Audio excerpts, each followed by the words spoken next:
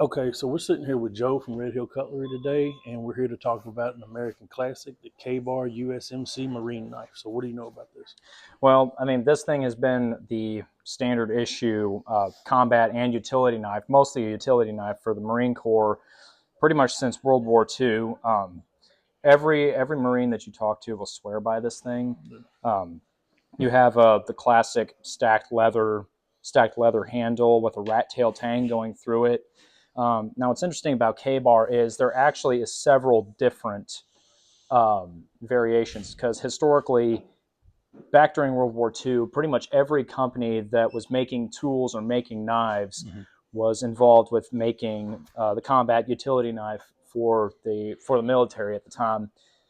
So they were all kind of within specifications, but there's little differences. Ontario, for example, makes one. Case, Buck, and pretty much all of them were making what would later become known as the Ka-Bar. Yeah, And Ka-Bar is actually short for kill a bear. I've heard that. So it's not actually it didn't become a set brand until much later, but you can kind of see it now. Uh, Pretty much now, what everybody thinks of when you say Ka-Bar, it brings, Yeah, this exact style. Yeah, those that stacked exact leather style. handle and everything.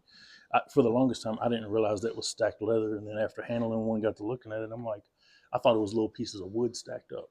It's stacked leather. The reason everybody thinks it's made of wood is because they treat it with beeswax. Mm-hmm. Actually, on some of the Ontario ones from Vietnam, you can kind of some of them actually did not come treated with the beeswax Mm-hmm. earlier on. So if you look at some of those, you'll see where it's kind of frayed. Yeah, Um, almost like the Ontario.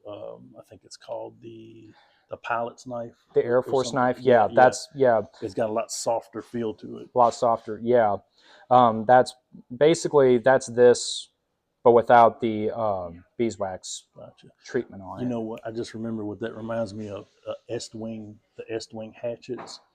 You know what I'm talking about? Where they Yeah. have the stacked leather handles, but Mm-hmm. that's almost the exact same feel as those Est Wings. Yeah. But every time I got my hands on one, I take a little bit of sandpaper and take the coating off and rough it up. And after you do that, it's just got a heck of a good grip on it. Oh yeah. But yeah, it's a rock solid feeling knife. I could definitely see why they would adopt that. Yeah, and it's been like I said, every Marine you talk to will swear by this thing. Um, And what do these go for? I think I saw a sign that said like 136 or something. Usually, you'll see them depending on where you get them. You'll see them from anywhere from 80 to 120, $130, Gotcha. which um, the prices have. I mean, they're not exactly. They've never been cheap, Right. but they stay pretty reasonable. Yeah. 120 is kind of the industry standard for a good solid blade nowadays. Gotcha. Um, I saw a couple of variations on them over there too. Some of them had a little bit wider blade stock, and one of them had like a couple serrations on it or whatever. well, But this is the classic though. yeah. This is the one when you hear Ka-Bar marine knife. This is what comes to mind for Yeah, sure. and that's the thing. Every company was kind of putting their own back when they were still being manufactured pretty much by everybody during World War II. Mm-hmm. They all kind of had their own little spin on it. So the dog's head variant, for example, would have this pommel here would come out a little bit, so you'd have a much more pronounced grip. Yeah. Um, it would be little changes like that. Yeah. But even just with this, I mean, that's not going anywhere. I No, mean, that is a solid handle on it it's for it's sure. it's quite literally built for war. Yeah, you can tell. And that's available at Red Hill Cutlery. So check them out. Thanks, All Joe. right.